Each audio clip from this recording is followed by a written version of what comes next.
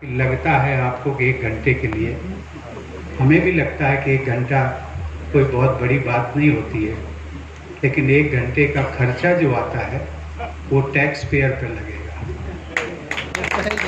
वो tax payer आप सब लोग हैं। और 1 घंटे का किसी विजिट में देश के किसी कोने में जाने में अलग अलग अंतराल दूरी पर है, लेकिन एक बार मैंने जो उसका मोटा मोटा इसका कोई एक सही तथ्य वो कैलकुलेशन नहीं आया, लेकिन ऐसा लगता है कि 15 से 20 लाख रुपया 1 घंटे जाने का पूरे प्रशासन पर खर्च हो जाता है।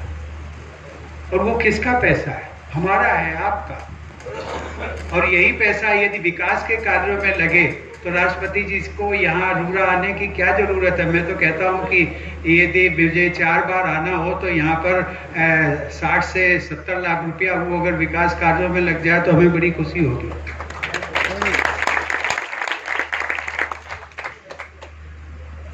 मेरा 27 तारीख को एक कार्यक्रम बना, अपने मैं गांव जन्मस्थली भी नहीं जा पाया और उसी क्रम में ये कार्यक्रम बनाया। अब चूंकि मेरा भी कार्य क्षेत्र राजनीतिक दृष्टि से जब तक मैं था यहाँ पर तो पूरा कानपुर देहात था, और उस समय जो 4 विधानसभाएं कानपुर देहात की 4 रूरा ये रसूलाबाद, अकबरपुर, रनिया, भोगनीपुर और सिकंदरा। और इस बार मैंने इसीलिए मुझे संतोष इसलिए हो रहा है कि मैं ट्रेन से आया तो आज मेरी 2 विधानसभाएं पूरी हो गई, रसूलाबाद और अकबरपुर, रनिया। और 27 तारीख को मेरी 2 विधानसभाएं सिकंदरा और भोगनीपुर वो भी पूरी हो जाए तो मुझे संतोष होगा कि मैं कानपुर देहात हो आया।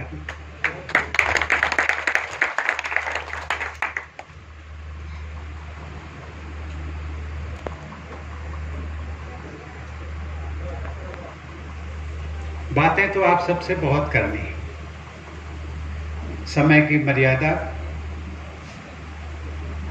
लेकिन हमारे और आपके बीच में कोई अंतर नहीं है। आप भी नागरिक, मैं भी नागरिक, केवल अंतर ये है कि मुझे संविधान के तहत प्रथम नागरिक कह दिया और कोई अंतर नहीं। तो जब नागरिक हम दोनों हैं तो हम दोनों के अधिकार भी हैं, कर्तव्य भी हैं। हम सब लोगों का ध्यान कुछ राजनीतिक चेतना या प्रबोधन इतना अधिक हो गया है कि हम लोगों का ध्यान अधिकारों की ओर बहुत चला जाता है, अपने दायित्व और जिम्मेदारियों पर नहीं जाता है। उसका मैंने अभी झिंझक में विशेष उल्लेख किया था, उस पर भी हम ध्यान दें। जिन भारतीय सांस्कृतिक और मानवीय मूल्यों को आधार मान करके जो हमारी परंपराएं चल रही हैं उनको हम धीरे धीरे बिसराते जा रहे हैं। लोग कहते हैं कि पुरानी पीढ़ी जो थी वो ज़्यादा सुखी थी, ये पीढ़ी जो है वो उतनी सुखी नहीं है। क्यों? अभी तो सड़कें ज़्यादा हैं, सबके मकान अधिक से अधिक लोगों के पक्के बन रहे, पानी भी है, बिजली भी है, सब कुछ है, पहले से अधिक सुविधाएं हैं, शिक्षा की सुविधाएं हैं। पहले तो लोगों को, बच्चों को, मेरे जैसे लोगों को जाना पड़ता था 6-6 किलोमीटर दूरी पैदल, लेकिन अभी तो गांव में विद्यालय है। ये सब होते हुए भी फिर भी क्यों ऐसा? वो इसलिए क्योंकि हमारी जो एक वसुधैव कुटुंबकम की जो सोच थी मानवीय मूल्यों पर आधारित, उसको धीरे धीरे उसमें जो गिरावट आई है, उसमें सभी क्षेत्रों में गिरावट है। मैं उसके लिए कोई एक विशेष क्षेत्र की बात नहीं करूंगा, लेकिन ये सोच से जो आधुनिकता का जो एक आवरण पहन करके जो हम चले हैं और उसकी जो एक ऑब्जेक्टिव जिसको लोग कहते हैं कि यही ऑब्जेक्टिव है, वो क्या है? To become rich overnight. ये सबसे बड़ी बाधा है और इस बाधा ने इतनी रुकावट कर दी है कि हमारे पड़ोसी के साथ संबंध नहीं है, बेटे और आपका पिता के साथ संबंध नहीं है, पति पत्नी के साथ में जो व्यवहारिक संबंध होने चाहिए उनमें गिरावट आ रही है। कहीं ना कहीं एक इस प्रकार का कि स्वार्थपरता की झलक हमें ज्यादा दिख रही है। हर चीज, यदि मैं इनके पास जा रहा हूं, ये आ रहे हैं, तो मुझे क्या इनसे मुझे इनसे क्या मिलेगा? ये जो सोच है, ये सोच हमारी जो परंपरा थी वसुधैव कुटुंबकम और भारतीय संस्कृति पर आधारित जो मानवीय मूल्यों के,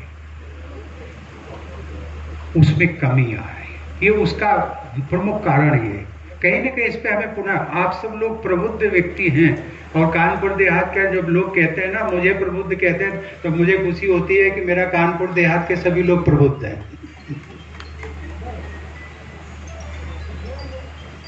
और प्रबुद्ध के नाते वो, इसको मैं एक लाइन में और बता दूं, सेंट्रल यूनिवर्सिटीज और जो नेशनल इंस्टीट्यूट्स ऑफ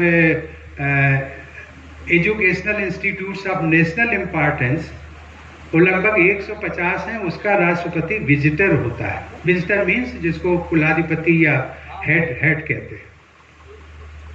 तो जब मैं उनमें जाता हूं कभी कन्वोकेशन के दौरान, तो वो मुझे प्रबुद्ध कहते हैं, तो मुझे याद आती है कि मैं जिस बैकग्राउंड से आया हूं, मैं कानपुर देहात से आया हूं, तो मैं प्रबुद्ध कैसे हो गया? यदि मेरे परिवार वाले, मेरे क्षेत्र वाले वो प्रबुद्ध नहीं है, तो मैं समझता हूं कि मेरे कानपुर के सभी लोग प्रबुद्ध हैं।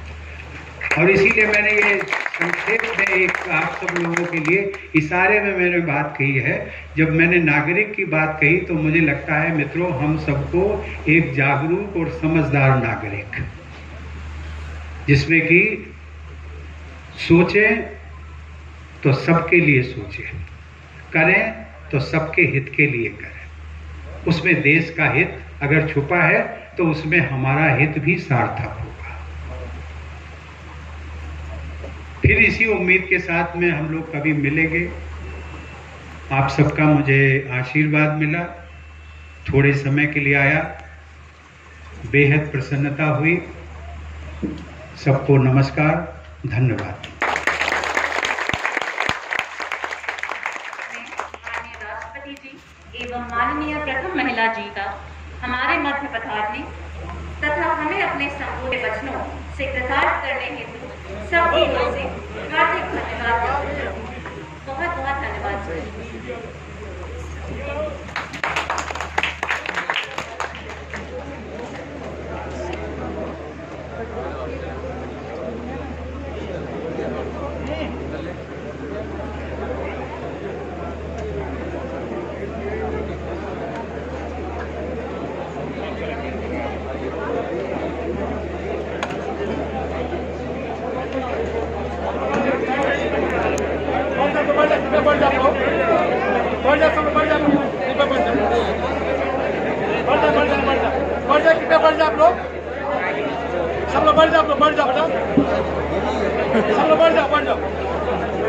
सब लोग बढ़ जाओ